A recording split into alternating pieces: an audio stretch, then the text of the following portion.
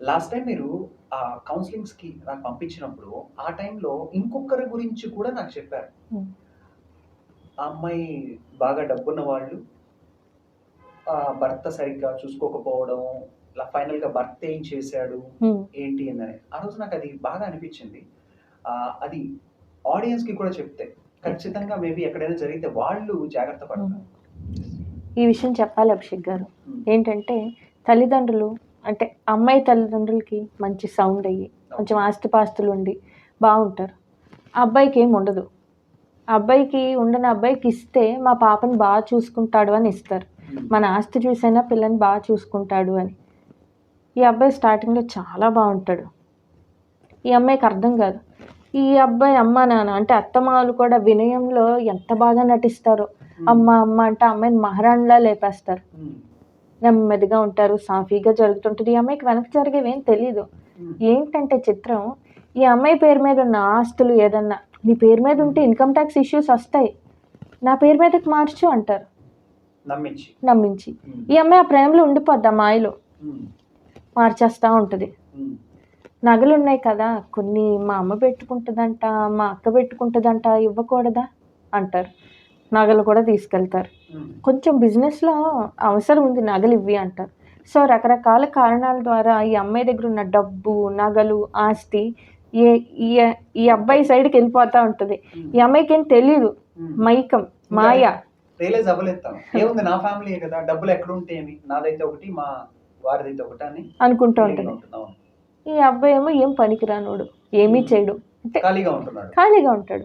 ఏం ఓకే. చేయడు. హ్మ్. ఈ అమ్మాయి ఏమన్నా డబ్బు తెచ్చి ఇస్తే ఏమన్నా వ్యాపారం పెట్టడమో, పోగొట్టడమో చేస్తుంటాడు. హ్మ్. ఇంకా హైలైట్ ఏంటంటే ఒక 2, 3 ఫ్యామిలీస్‌ని కూడా మెయింటైన్ చేసాడు.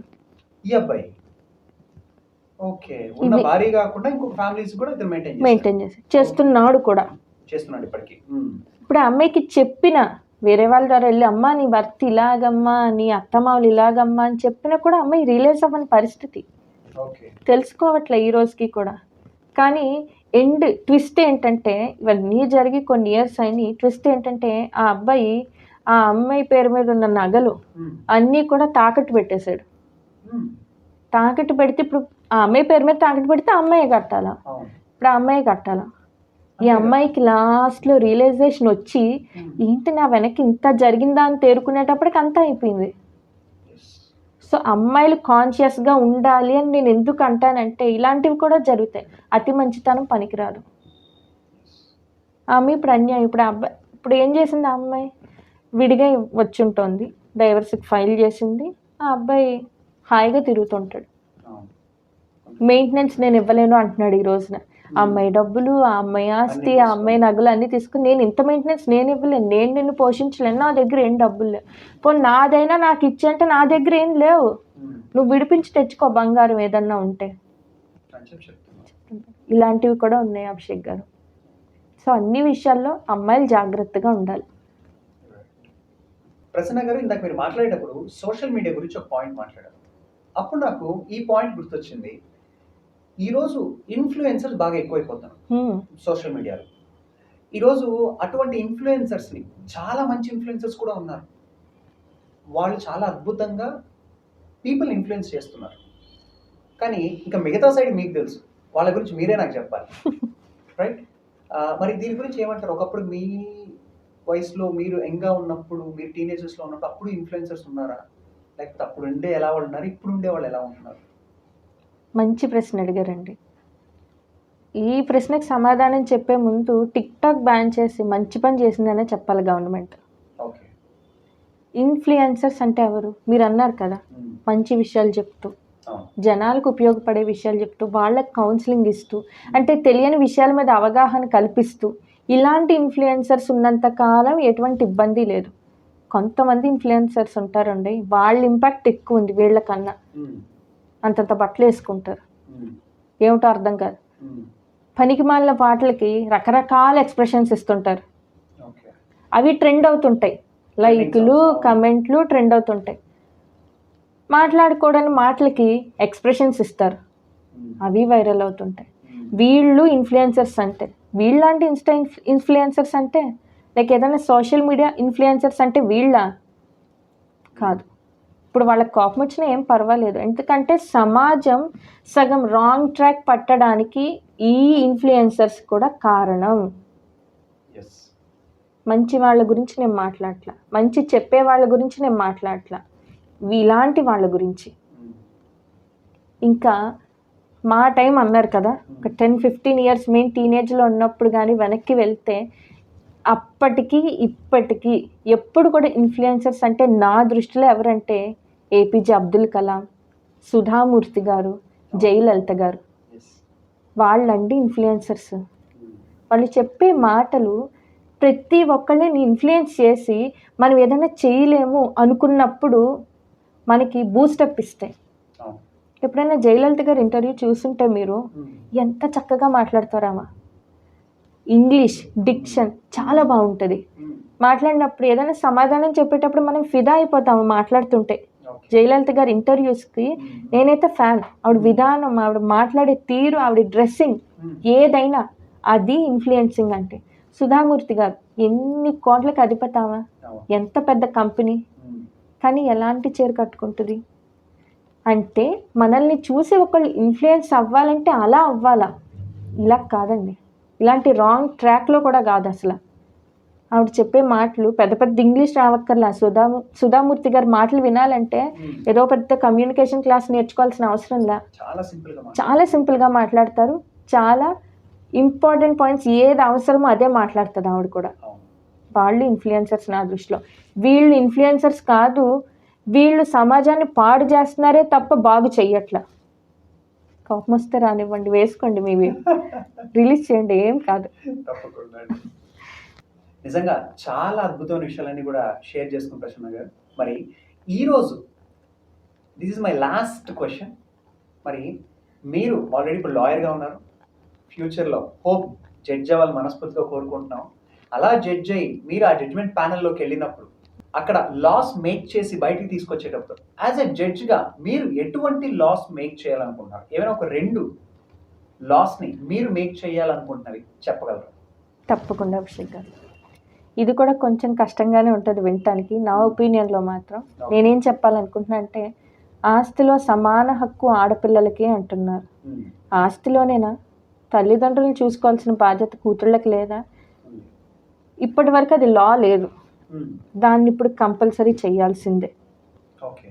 ఆస్తే కాదు, తల్లిదండ్రులకి పొరపాటున ఏదన్నా అప్పులున్నా, ఏదన్నా అనారోగ్య సమస్యలున్నా కూతుళ్ళు కొడుకులతో సమానంగా రావాలి. అప్పుడు అల్లుళ్ళు మాకేం సంబంధం అంటానికి లేదు.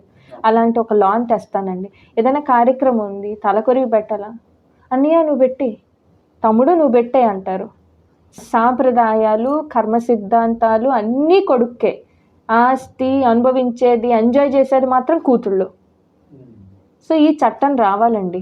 కూతుళ్ళకి ఆస్తితో పాటు బాధ్యతలు, అప్పులు, సాంప్రదాయాలు కూడా రావాలా, మొయ్యాలా.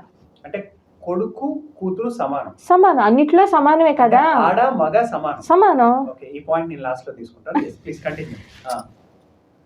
ఇంకొక చట్టం, రేప్ జరుగుతుంది, వెంటనే వాళ్ళకి శిక్ష పడుతుందా? మీరు ఏమైనా కేసులు చూసారా? లిమిటెడ్. ఏదైనా ఒక రేప్ జరిగి ఆడపిల్లకి అన్యాయం జరిగితే శిక్ష పడిందని మీరు ఎప్పుడన్నా విన్నారా? మహా అయితే ఎన్కౌంటర్. చాలా రేర్ జడ్జిమెంట్స్ విన్నవి మాత్రం. ఎన్కౌంటర్ జరగడం తప్పితే యాక్చువల్ చెప్తే ఎన్కౌంటర్ అనేది లీగల్ కాదు. అంటే ఇల్లీగల్ గా న్యాయం జరిగింది కానీ మనకి లీగల్ గా లీగల్ గా న్యాయం చాలా లేట్ గా జరుగుతుంది. ఎవరైతే రేప్ చేస్తారో ఆ అబ్బాయి 10 ఏళ్ళు హాయిగా కోర్టుకి వెళ్తాడు. ఈ మధ్య నేను ఒకటి విన్నాను, ఐ థింక్ మన 10 రూపీస్ డాక్టర్ న్యూరి పర్వీన్ గారు పెట్టిన పోస్ట్ లో చూశాను నేను. 2017 ఒక చిన్న పాపని రేప్ చేసి జరిగితే 2017 నుంచి ఈ 2024 వరకు జరగలేదంట న్యాయం కదండి. అదే అంటున్నాను, 10 ఏళ్ళు ఆ ముద్దాయి తిరుగుతూనే ఉంటాడు. ఆ హీరింగ్ ఈ హీరింగ్ అని కోర్టు చుట్టూ తిరుగుతుంటాడు. లాస్ట్లో ఏదో ఒక రీజన్ చెప్పి విడుదలవుతాడు, లేదా లైఫ్ ఇంప్రిజన్మెంట్ పడుతుంది. కానీ దాంతో సరిపోద్దంటారా? మరి మీరు ఆ లా తీసుకురావాలంటే ఆ లాని ఎలా తీసుకొస్తారు? నేనైతే మాత్రం కొంచెం వైలెంట్గా ఉంటుంది. అరబ్ కంట్రీస్లో రేప్ జరిగినా లేదా ఆడవాళ్ళతో మిస్బిహేవ్ చేస్తే ఏం చేస్తారు? నడి రోడ్డు మీద ఊరి తీయడం. అలాంటి చట్టం రావాలి ఇండియాలో. అప్పుడు ఆడపిల్లని చూస్తే భయం వేస్తుంది. మోడీ గారు గవర్నమెంట్లో చాలా మంచి జడ్జిమెంట్స్ వచ్చినాయి. ఒకటి Kashmir judgment, 2 Ayodhya judgment. Yes. ఇలాంటి ఒక చట్టాన్ని మోడీ గారి గవర్నమెంట్లోనే వస్తుందండి. ఆయన అయితేనే చేయగలరు. రేప్ చేసిన వాడిని నడి రోడ్డు మీద ఉరి తీయాలా లేదా కాల్ చేయాలా. ఇలాంటిది వస్తే కానీ భయం రాదు సొసైటీలో. అప్పుడు కానీ ఆడవాళ్ళతో చక్కగా బిహేవ్ చేయరు, ఆడవాళ్ళకి మర్యాద ఇవ్వరు. ప్రసన్న గారు, ఇందాక మీరు మాట్లాడేటప్పుడు అబ్బాయిలు అమ్మాయిలు సమానమే అనే ఒక పాయింట్ వచ్చింది. మరి కొన్ని డెకేడ్స్ నుంచి తీసుకుంటే ఆడవాళ్ళు మేము మగవాళ్ళతో సమానం అవ్వాలి అని చెప్పి ఎన్నో ఉద్యమాలు జరిగాయి, ఎన్నో మాటలు కూడా వచ్చాయి. మరి ఇందులో మీరు ఇప్పుడు చెప్పండి, ఇప్పటికైనా సరే ఆడవాళ్ళు మగవాళ్ళతో సమానం అయ్యారా? అవ్వలేదండి. నిజంగా అవ్వలేదు. ఆడవాళ్ళు ఎప్పటికీ మగవాళ్ళతో సమానం అవ్వలేరు, అవ్వరు కూడా. ఎందుకలా? మగవాడి స్థాయి ఇక్కడుంటే ఆడవాళ్ళ స్థాయి అక్కడుంది. ఎందుకంటారా? సృష్టిలో ప్రాణం పోసే శక్తి ఆ దేవుడి తర్వాత ఆడవాళ్ళకే ఉందండి. మగవాడు ఇంకొక జన్మ ఎత్తినా జన్మని ఇవ్వలేడు. ఇంకేంటి సమానం. ఆడవాళ్ళ స్థాయి దేవుడితో పోలిస్తే ఇంకా మగవాడితో సమానం ఏంటండి? ఎస్, మీరు చెప్పిన దానికి 100% అగ్రీ చేస్తాను. ఎందుకంటే ఈరోజు నేను బయటకు వచ్చింది కూడా అమ్మ కడుపు నుంచే. ఈరోజు నా కొడుకు బయటకు వచ్చింది కూడా ఒక అమ్మ కడుపు నుంచే. ఈరోజు నిజంగా ఆ దేవుడి తర్వాత ఆ శక్తి నిజంగా మీలాంటి ఆడవాళ్ళకి ఇచ్చారండి. సమానం ఎక్కడుందండి? ఆడదాని స్థాయి ఆకాశాన్ని అంటుంది. ఇంకెందుకు ఈ పోటీలు అంటారు?